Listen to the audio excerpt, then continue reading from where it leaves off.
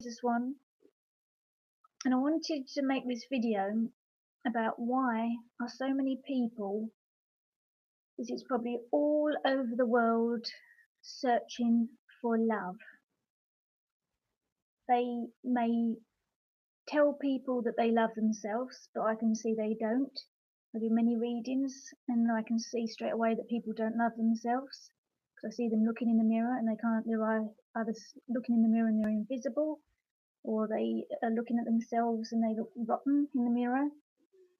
And they go around getting into relationships with men, women, trying courses, classes, jobs, changing jobs, blaming their jobs, blaming that girlfriend, that wife, that husband, that partner.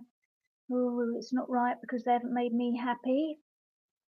They get a dog because they believe that's going to make them happy, don't they? They change their look because they believe that's going to make them happy. They change the colour of their hair, they change the way they dress, they get a different car because they believe that's going to make them happy. They run away to live in another country because they think that's going to make them happy. And they're never going to ever find it, so they spend their life blaming it on that partner who could have been a wonderful partner, but they've missed that opportunity because they blame them for their lack of happiness. They get rid of that dog. They change that job that could have been a really, really good job, and they move to another job that's basically the same pay, and then they moan about that job, don't they? And they go around looking and looking and looking for this thing they think is in a magic box to make them happy. Well, it doesn't matter where you go to live in the world, how many partners you have, if you choose to have a different sex partner, because sometimes people are doing that because they believe, again, it's going to make them happy. And you're never ever going to find it, because the only thing that makes you truly happy is you, and that has to come from loving yourself inside and out, so that you every day have to praise yourself. You love yourself truly, unconditionally, like you may love a sibling, a parent, or an animal, unconditionally, never putting yourself down. If you do, say sorry. When you truly, truly, truly love yourself, you attract better types of people, because other people that really, really love themselves recognize you. They recognize that you're another one of them. Now, too many people get into wonderful relationships and then sabotage them because they aren't feeling happy. So they think, have a little think about it, and they think, well, it must be her. I'm not good enough for her, or she's not making me happy, or he's not good enough for me, he's not making me happy. I don't go out with anyone to make me happy, because I am happy. Going out with someone who actually becomes unhappy, say when they're happy to start with, will affect me because I'm very sensitive. I am a very sensitive being, always have been, so I pick up on people's emotions, I can read through them. And for example, if I went out on a date and went out with someone who was really miserable from the first date, I wouldn't go out with them again, would I? Because clearly they do not love themselves. Other people hide it and pretend they like themselves and smile a lot, but they really don't. When they're on their own, they curse themselves, look in the mirror, oh, look at that fat bit, all that sort of rubbish. Happiness is not found from a partner. You can get more happiness from a partner, but if you've got holes because of grief, loss, your own cursing of yourself, somebody cannot fill that hole. You have to fill it. And when people tell me that they love themselves and they clearly are not looking after themselves, they are clearly evidently not looking after themselves and loving themselves, because if they did love themselves, they wouldn't do those things they do or look the way they do, would they? It's a bit like people with tattoos, really. That's the same thing. Getting that tattoo because they want to feel different and they think that's going to make them feel so special, and it doesn't, because that feeling soon goes away. It's the same as the shopping. They think that buying that new dress, that new jacket, those new trainers, those new shoes, that new handbag is going to make them happy, don't they? How long does that last? Till you get home? See? Because it's because you don't love yourself. Because if you really love yourself, you might buy the odd item of clothing that you see, but you don't find this need to keep buying clothes. You don't find that need to keep gambling or anything because you love yourself. You like yourself. So, how many of you are in relationships where you have been let down badly by someone and you didn't know what went wrong and you believe it's probably because again they were blaming it on you? Oh, well, it's not as happy as it used to be. Any relationship, marriage or living together is a partnership, isn't it? And you really got to work at it. It takes work like a job because you change all the time. Well, I do because I like evolving and growing. I don't like staying the same. It's I see every day as a learning day. Every day is a new beginning, isn't it? What happened yesterday is yesterday, isn't it? So many people do this. They go running away because why do people really go to a different country? It's because they have this total belief they're going to have such a happier life there. I met a lady recently. Her husband wasn't there, but they'd lived in Spain for I think she said 10 years. And they came back, and they're back here now. And I said to her, "You're one of the many that has come back?" And she said, "Yes." And I said, "What was your reason, if you don't mind me asking?" I said, "Was it because your house had dropped in value?" She said, "Boredom." She said, "And of course, missing the family." So now she's back locally. She's back near her grown-up children with her grandchildren. She can go round to their house when she wants. They go out for meals whenever they want, to the cinema, just go around for a cup of tea, which she couldn't do when she was living in Spain. And then she said her and her husband just got bored. I said, "Did you miss? I know Spain has got obviously very green areas, but we've got a lot more, haven't we?" And I said to her, "Did you miss Essex, where we live?" And she said, "I did." She said, "We did." Yes, she said, and it was okay for a while. She said, and then the boredom set in because they're very, very close family, so they miss their family. Well, they could speak to them on the phone, text them, go on Skype, couldn't they, or Facebook Live, something like that. It's still not the same, is it, as actually phoning up and saying, "Oh, you got time to come out for a lunch or a cup of tea, or can I come round, or do you want to come round here?" It's not the same, is it, as that face-to-face contact? It's the same as that. You can't hug them, can you? You can see them, but you can't give them a hug, can you? So people run away because they think things are going to get different. I've got a friend whose mum, when she was still working, wanted to go and live in Spain, but her husband, who's still here, both still here, didn't want to go.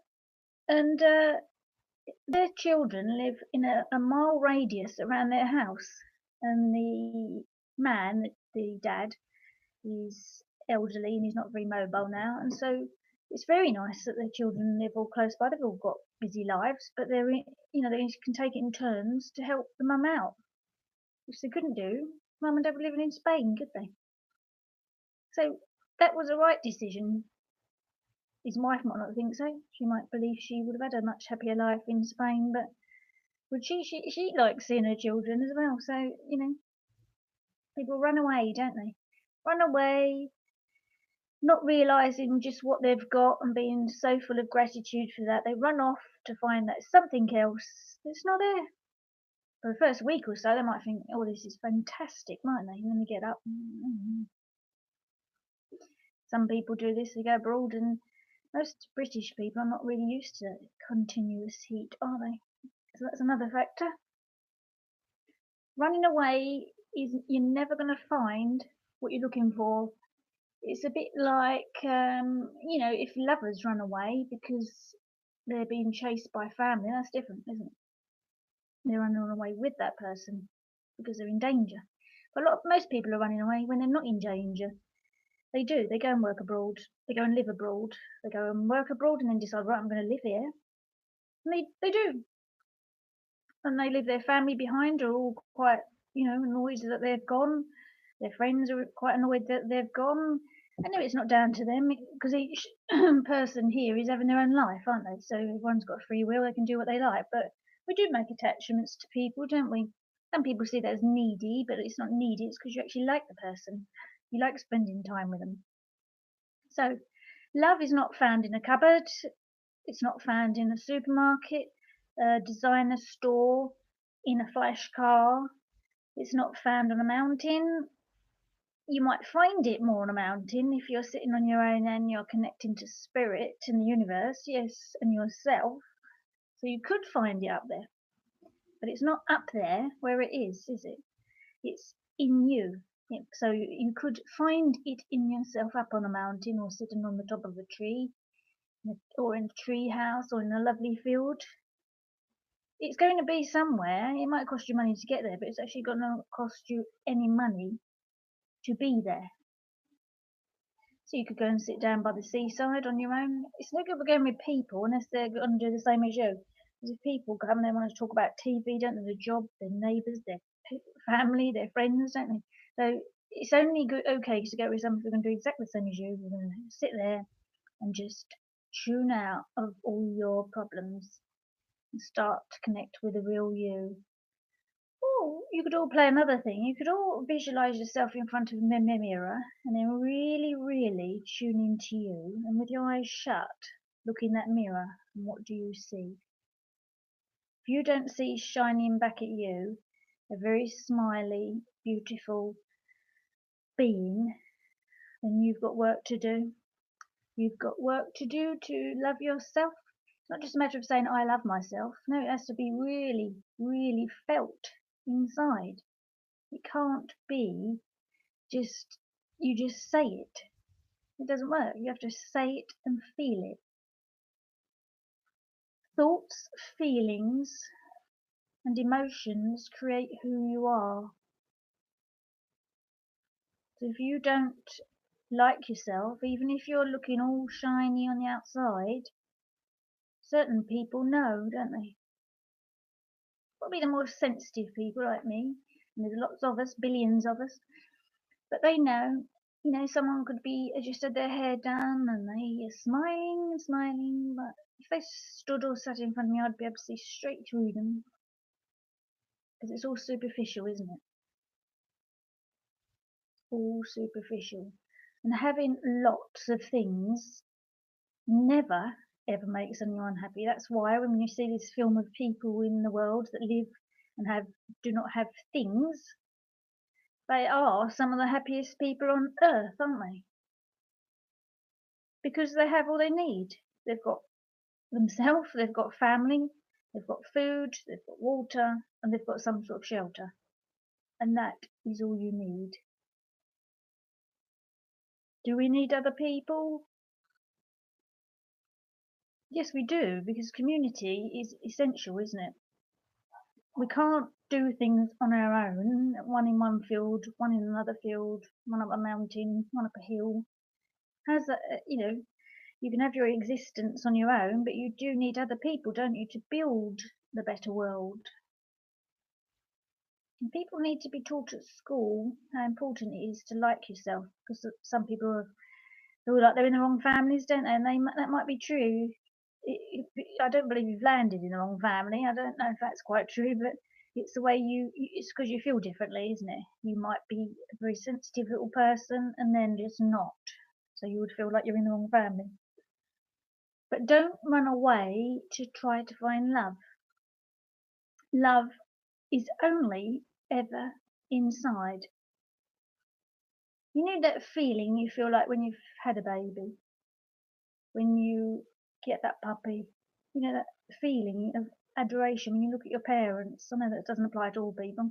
When you've got a friend, some time in your life, whether it was from when you were very young and not different times for your life, you felt that overwhelming feeling of love for another being. That feeling is what you need to have inside for you. So practice looking in that mirror with your eyes shut. If you do it with your eyes open, it's not going to be the same, is it? So visualize there's a mirror in front of you, eyes shut, and step in your mind, step in front of it, and what do you see? Do you see a colourful, bright, happy, beautiful being, or do you see a grey monster? If it's a grey monster, or a rotten inside, you've got work to do.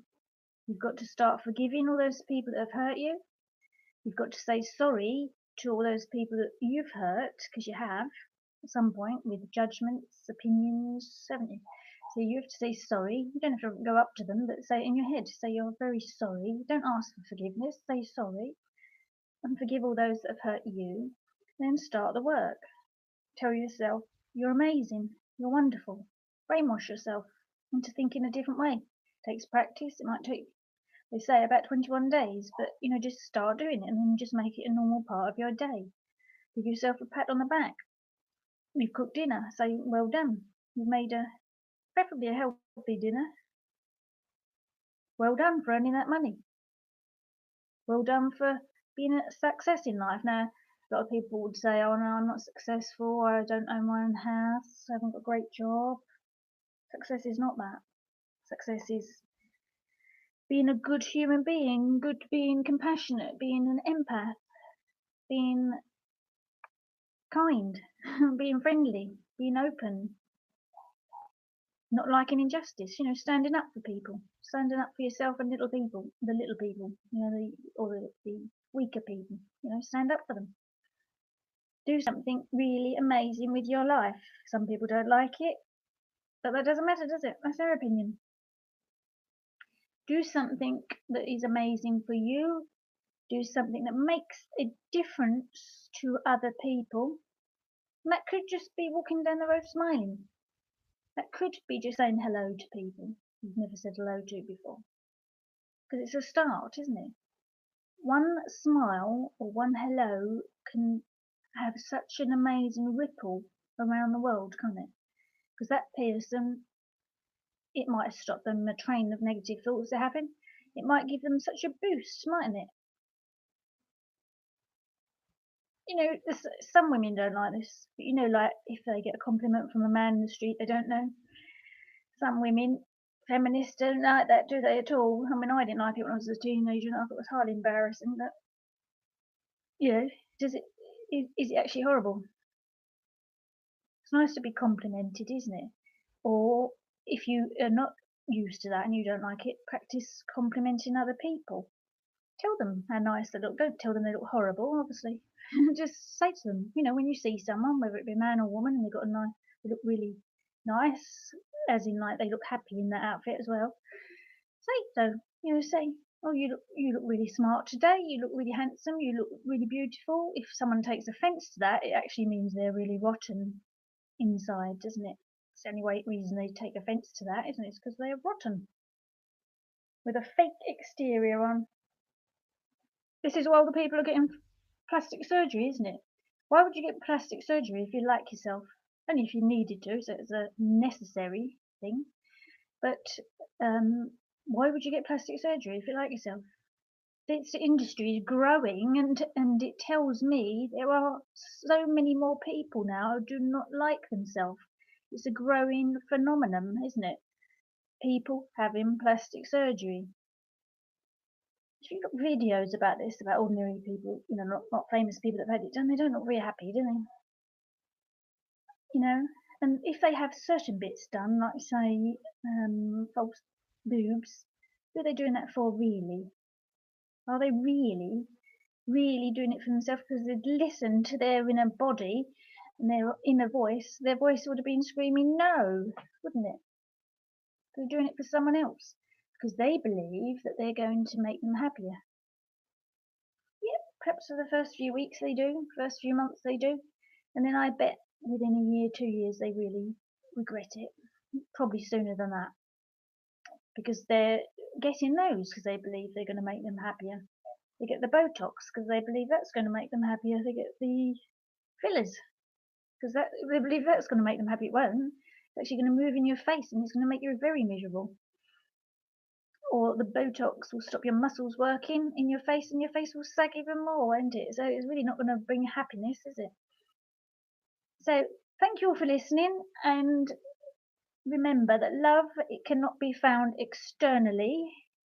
Additional love can come in externally, but if you're one of those people looking for love, which most people are who I do psychic readings for, not all of them because some of them have got partners, but essentially most of them are looking for love. When's that man coming in? That man I looked at work last week, are we going to have a relationship? That says so much. Just from that question, and so many people ask me that same question, exactly the same question. It means you really, really dislike yourself. And you believe that a man, because he's turned around and looked at you, which is happening all the time, all day, is a potential partner. So there's so many women that don't like themselves. Not as many men have readings, so I did tell a man once about he didn't love himself. And I told him some things he could try, and he told me it was really vain. So that said even more about him, didn't he? He was really rotten, wasn't he, inside? To condemn himself to hatred forevermore because if he liked himself, it was vain. Well, have a wonderful day and practice that self-love, and don't let the gremlins get you down, because you're on your own life path here. And if things don't work out, maybe rant about it for 10 minutes, half a day at the most, and then just let it go. Thank you.